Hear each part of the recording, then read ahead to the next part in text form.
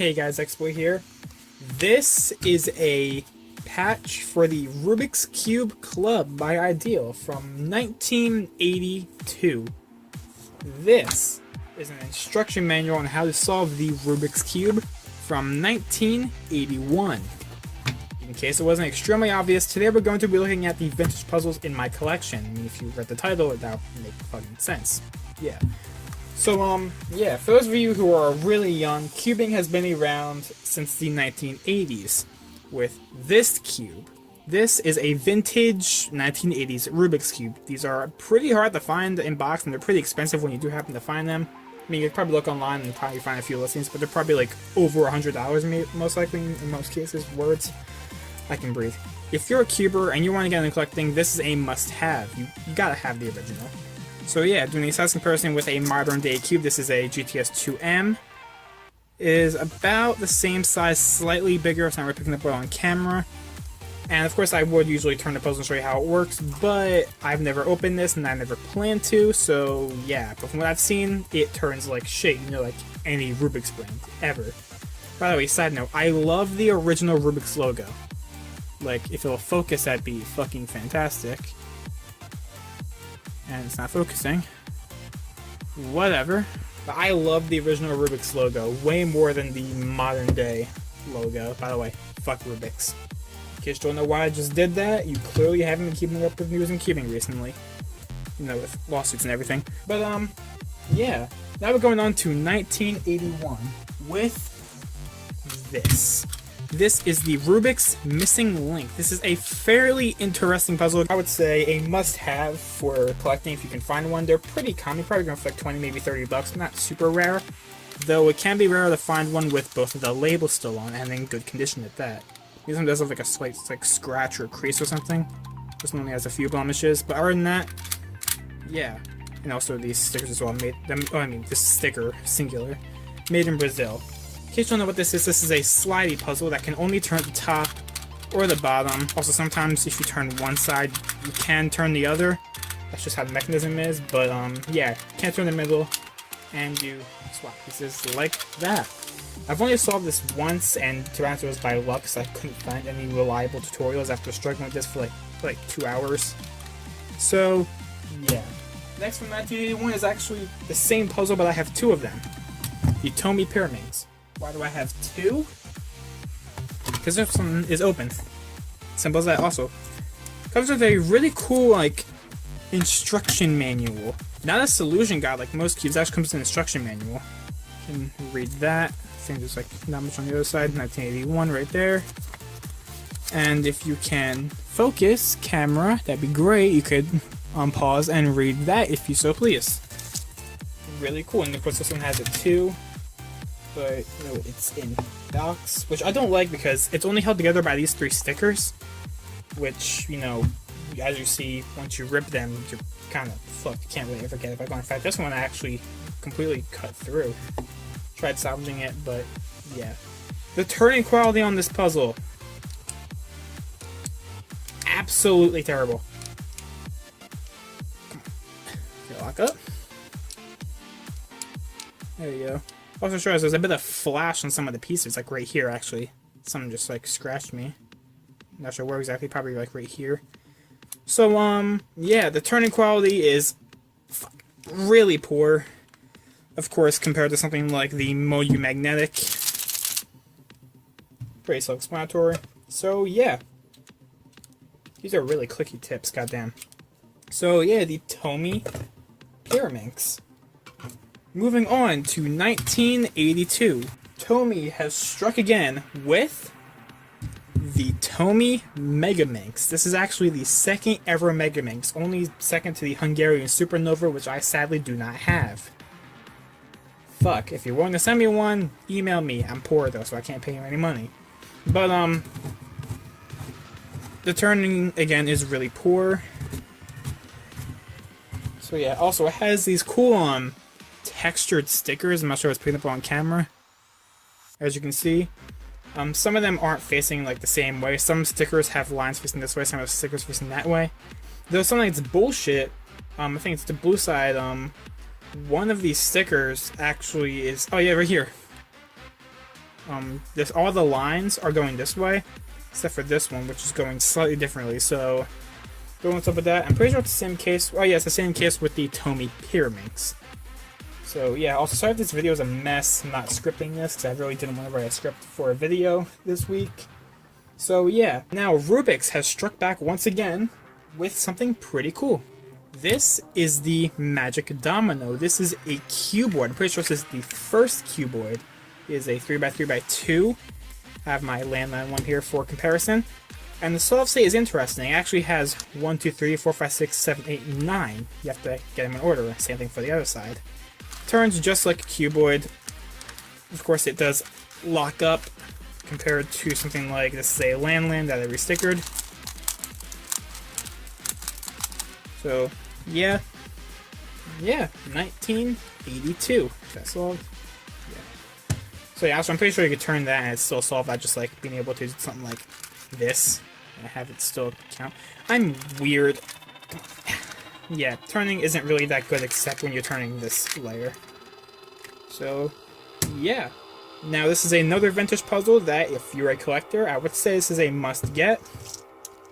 The Orb. This is made by Parker Brothers again in 1982.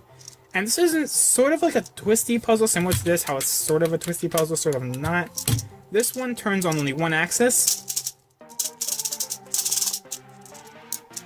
As it's pretty loud, but as you notice, it has these beads. So what you can do is, you can turn it like this, and cycle all of the beads. Or, you could, yeah, it can be a bitch to line up sometimes. Or you could turn it 90 degrees, and you have two separate tracks to swap beads on. I've only solved this puzzle once, and it's pretty easy, and also a bit annoying because of how loud the click is. I mean, just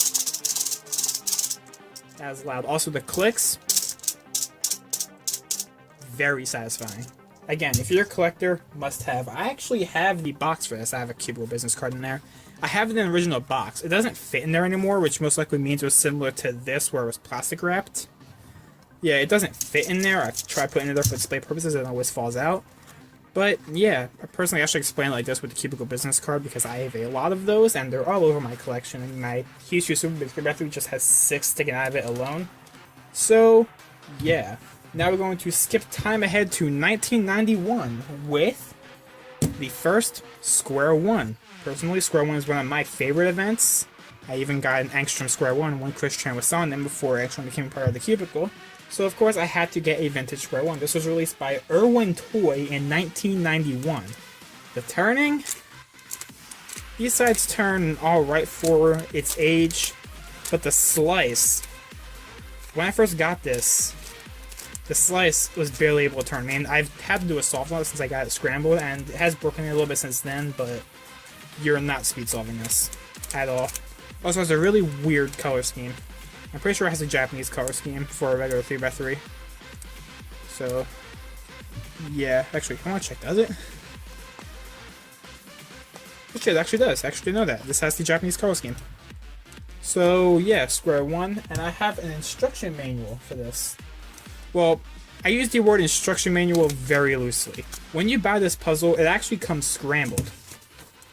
And this is the instructions on how to get it back. This is the scramble it comes in, and it tells you only how to undo that specific scramble.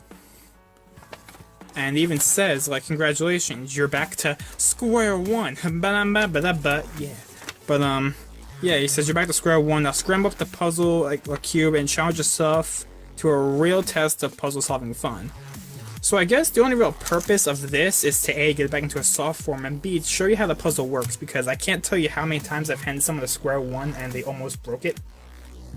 So, yeah. Again, turning isn't really that good, but it's really cool to have. This is my most recent addition to my vintage puzzle collection, so, yeah. Now moving on to 2000, which this is when people usually start questioning, is this a vintage puzzle or not? And personally, I consider up to 2001 vintage. So, yeah, no reason in particular, mainly because it's a good separation point to end off the video on. But, 2000. the Mephits Cube Ultimate. Now I might be saying, XBoy, you can get these on the Cubicle. Wrong. You can only get the 6-color version on the Cubicle where it has the same color on opposite sides. This is the 12-color. In case you don't know what this is just a Scube, which I forgot to grab a Scube. Fuck. This is just a Scube shape mod to say. Scube dodecahedron, and the turning, as you can see, is not good. This puzzle does not shapeshift or anything. As you can see, that's a full move right there. So, yeah. I really do like the color scheme. This does look like a really cool puzzle. But, yeah. Now moving on to 2001 with another puzzle that if you're getting into collecting, I highly recommend getting this as a must-have. The Rubiks UFO. Now, what is this puzzle? This is basically what's called a cheese puzzle, where it has 2 layers and cuts like these. So you can make a turn like this, where you separate these 2 layers. And you also can make turns like these. So yeah, there's another version of the UFO where it's like, I believe it's gray and a really dark gray. But I like this one better where it's translucent green and translucent like black grayish, I guess. And of course the soft state is to match these little pod things together on both sides. And also, it actually has a really cool stand that I wish I had where it looks like it's like hovering. You could look it up if you're interested. I don't have that sadly, but yeah. This puzzle actually turns really good. Yeah, when I first got it, this middle slice refused to move at all, but eventually I got it to work, and plus I lubricated it a little bit. Of course, it does lock up a lot.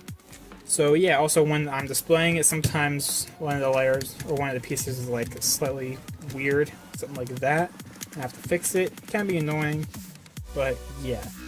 This is the Homer Simpson 2x2, again, 2001.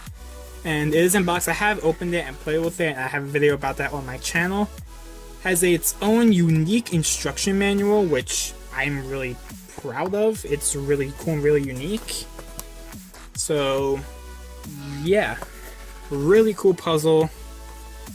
And, yeah. Anyway, that is as far as I'm going to go, but I did leave out one puzzle. We're going back to 1982 with the Alexander Star. Now, again, a must-have for collectors. What this is an edges-only Megaminx. What do I mean by that? Here's a Megaminx. I turn a layer like that. It turns like this, by the way. 1, 2, 3, 4, 5. 1, 2, 3, 4, 5. And it has absolutely no corners. The soft state on this looks really cool, as you can tell. It's solved when you're able to look at the face like this, and these are solved. So if I'm moving it around a lot, it doesn't look solved. When you start looking at the individual faces, you can tell it actually is. Now, why did I save this to last? That's because I have more than one Alexander Star. So this is the first one I got. I just got it from eBay. I'm pretty sure I did an unboxing of it. I don't entirely remember. You guys click on my channel. This is actually my most recent Alexander Star. My aunt found this in her job because she works at like a thrift store place. They were cleaning out a storage locker and they found this and gave it to me. So, yeah. The third one I have is one in box. And I really like the display box. I love the display boxes that look like the original Rubik's box where it has these cardboard bits going in. And also the last one, I made its own separate video on. The Alexander Star Store display unit. Like I just said, I made a separate video on this already, but this chain is connected to a sign off camera that has like Alexander Star promotional art on it, and this is a very rare puzzle. And I'm really happy I was able to find it. And there are also, I just knocked over the camera a little bit, fuck. There are also store display signs for the missing link, and I believe the regular 3x3, but God knows how rare they are. They're probably the rarest ones. Pretty sure the rarest one would be the 3x3. But, yeah.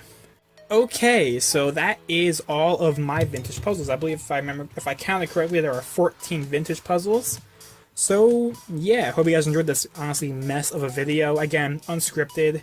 I just wasn't sure what to record today, so I decided to show you guys all of my vintage puzzles.